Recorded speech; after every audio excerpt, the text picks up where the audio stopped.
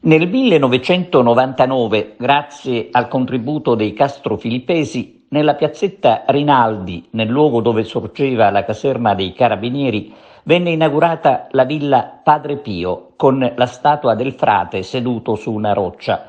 Praticamente il sito, divenuto col tempo un ricettacolo di rifiuti, venne trasformato in un luogo di preghiera dove i devoti si riuniscono per la recita del rosario.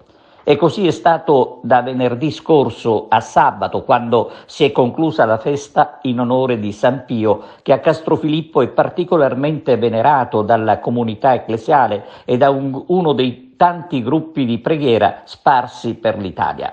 Sabato sera messa solenne, celebrata dall'arciprete emerito di Castrofilippo, Don Angelo Martorana, all'interno della villetta. A seguire la processione del simulacro fino alla chiesetta del Sacro Cuore di Gesù, dove viene custodito. A rendere omaggio a San Pio la banda musicale del paese che ha seguito la processione. E non potevano mancare i fuochi d'artificio a conclusione dei festeggiamenti 2023, una festa nel giorno in cui la Chiesa ricorda proprio San Pio da Pietrelcina. Un appuntamento al quale a Castrofilippo hanno risposto anche moltissimi giovani.